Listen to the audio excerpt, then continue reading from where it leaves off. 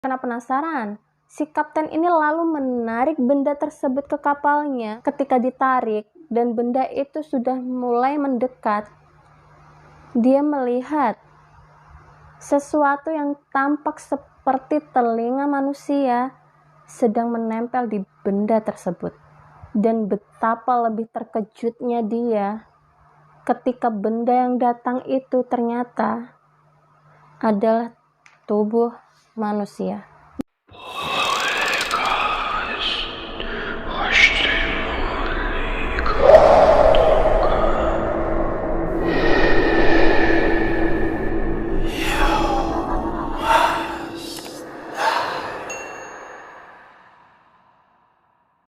Hai, aku Santi. Untuk kalian pecinta horor dan misteri, yuk gabung ke channelku. Kali ini aku ingin membahas tentang kasus dari Katarzyna Zohda. Seorang wanita cantik berambut pirang berumur 23 tahun dari Universitas Jagiellon di Krakow, Polandia. Ini adalah salah satu kisah kejahatan nyata yang sangat tragis. Jadi persiapkan diri kalian, kita akan masuk pada kasus Katarzyna Zohda.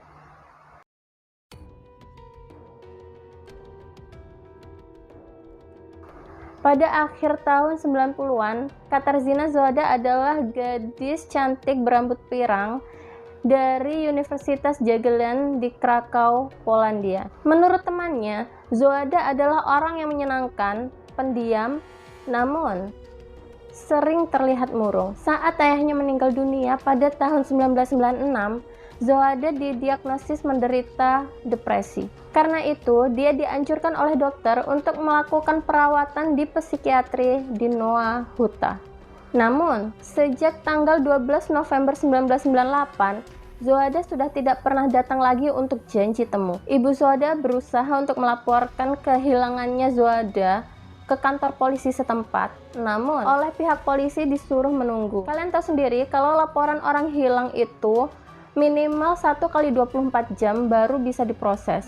Takutnya kalau sebelum 1x24 jam mereka hilang, itu diperkirakan mereka itu emang lagi asik sama teman-temannya, atau mungkin bisa jadi mereka itu emang kabur sendiri, bukan karena diculik. Namun setelah lama menunggu selama 1x24 jam, berhari-hari, bahkan berbulan-bulan, Zohda tidak juga muncul. Dia ini kayak hilang gitu aja, bagaikan ditelan bumi, lenyap tanpa jejak. Dan di tanggal 6 Juni 1999, sekitar 2 bulan kemudian setelah menghilangnya Zohda, sebuah temuan ditemukan yang mungkin temuan ini akan membuat ngeri seluruh negara Polandia.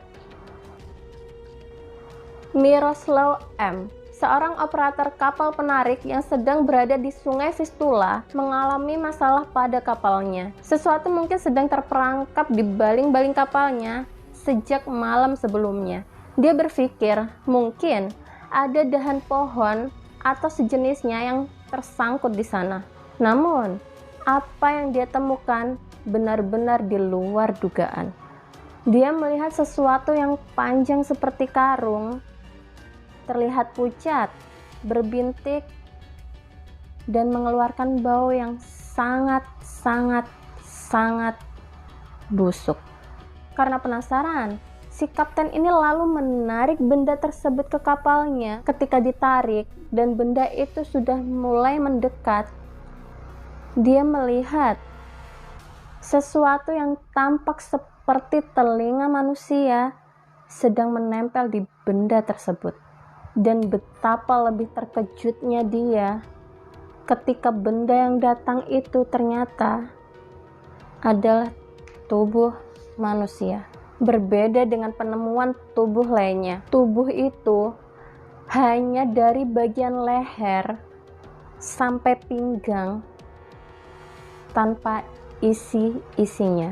Jadi benar-benar kulit doang, tanpa jeroan, daging, tangan, kaki, bahkan kepala.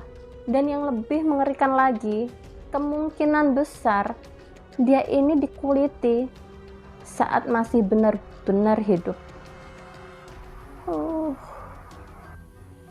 setelah diidentifikasi lebih lanjut melalui tes DNA, ternyata benar kulit ini adalah milik Katarzyna Zohada. Petugas koroner menunjukkan bahwa jenazah tersebut sudah berada di dalam air selama 2 atau 3 minggu sebelum ditemukan.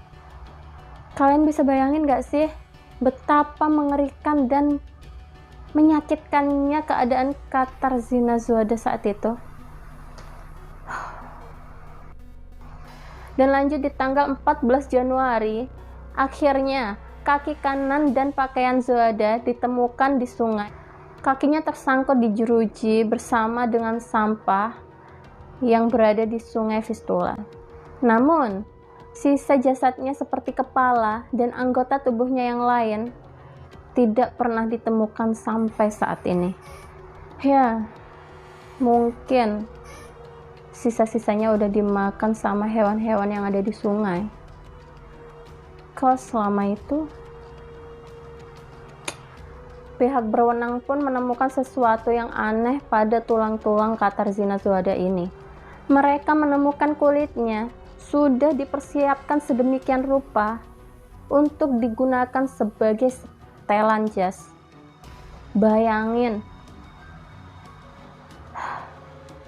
ini tuh mirip banget sama yang dilakuin oleh Leatherface di film The Texas Chainsaw Massacre. Ada juga dugaan bahwa pembunuhnya terinspirasi dari film The Silence of the Lambs. Itu film ngeri banget sih. Kalau kata anak sekarang, kena mental. Udah nih, sampai di sini nggak ada lagi sesuatu yang ditemukan mengenai kasus Katarzyna Zohada ini. Sampai pada di bulan Mei 1999, unit kedokteran forensik di Krakow menerima mayat seorang pria dengan kepala terpotong-potong dan dikuliti. Nah, setelah diinvestigasi, pembunuhnya adalah Vladimir W. Yang tak lain tak bukan adalah anaknya sendiri. Mungkin ini yang dibilang orang dunia sudah gila. Dan emang benar-benar gila.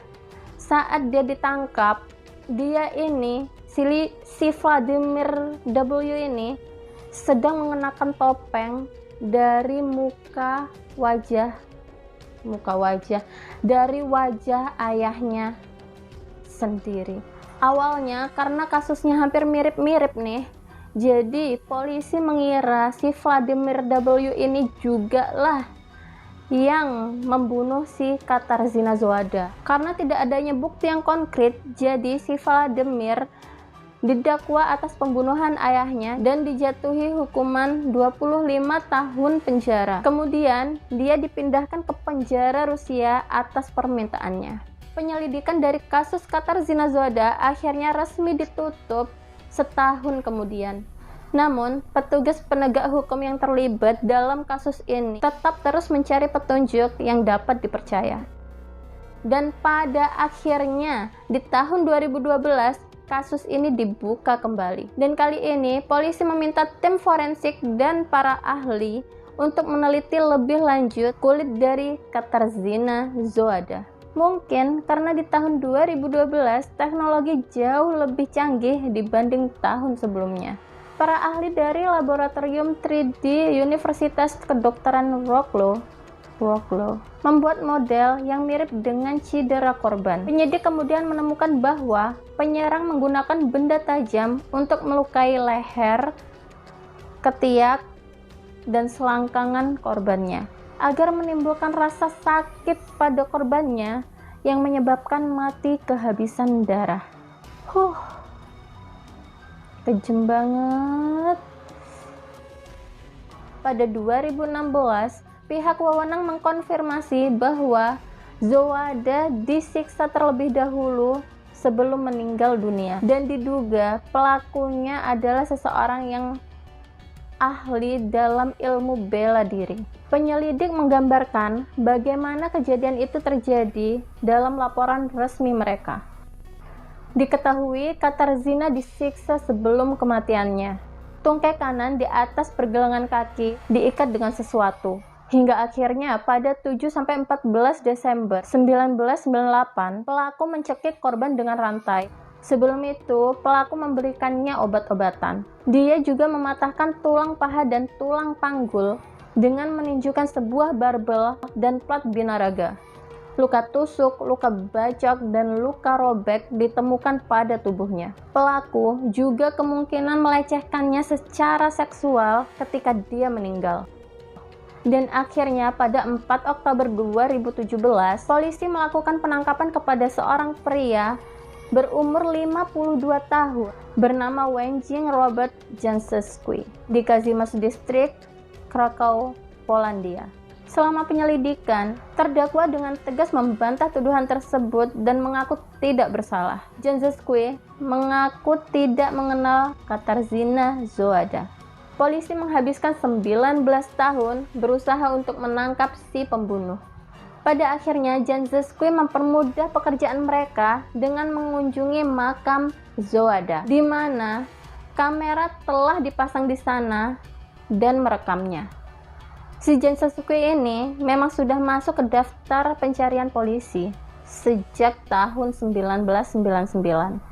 Dan setelah ketemu, polisi langsung menggeledah apartemen Jancewski dan menemukan banyak sekali bekas noda darah serta rambut di kamar mandinya. Jancewski juga cocok dengan profil psikologis tersebut karena selain terlatih dalam ilmu bela diri, dia ternyata juga mengenal Katarzyna Zoada karena nyatanya dia sering mendatangi pemakaman Zoada. Dia juga memiliki riwayat pelecehan terhadap wanita, sering menyiksa anjing dan kucing, dan karena dari kecil dia juga sering disiksa oleh ayahnya. Jancewski dulu juga pernah bekerja di laboratorium bedah, di mana dia harus berurusan dengan tubuh manusia. Terdakwa juga pernah bekerja di Institut Zoologi Krakow, di mana dia bisa mengamati proses pengulitan binatang. Namun, pekerjaannya diberhentikan setelah dia menyembelih semua kelinci percobaan yang ada di institut tersebut selama shiftnya. Ngeri banget gak sih? Gila.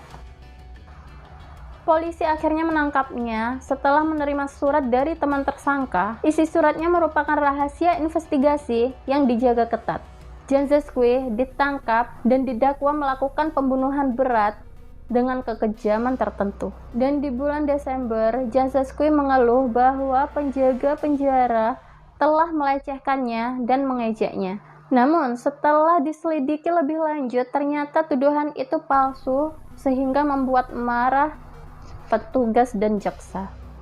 Jadi, kini mereka menyatakan bahwa mereka menambahkan kebohongan pada polisi dengan menuduh secara salah kepada penjaga penjara ke dalam dakwaan yang dihadapinya. Penyidik meminta sidang tertutup. Namun sayang banget, sampai saat ini belum ada update lebih lanjut mengenai hasil persidangan dan hukuman yang diterima oleh siapa tadi namanya? Wojciech Robert Jancewski. Oke, kasusnya boom banget gak sih? Gimana menurut kalian? Apa benar Jancewski yang melakukan pembunuhan tersebut? Atau mungkin ada orang lain? Dan dari berita yang aku bawain tadi, mungkin ada yang kurang atau mungkin ada yang lebih. Kalian bisa komen di bawah. Dan selanjutnya, apa ada kasus lain yang lebih parah dari ini? Kalian juga bisa komen di bawah. Mungkin aku bisa bawain di next video.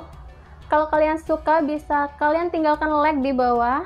Jangan lupa di subscribe biar kalian tahu kalau aku up video tentang kasus kriminal seperti ini lagi. Bantu share juga supaya teman-teman kalian yang suka kriminal dan suka horor bisa mampir juga di sini. Oke, aku Santi, pamit undur diri.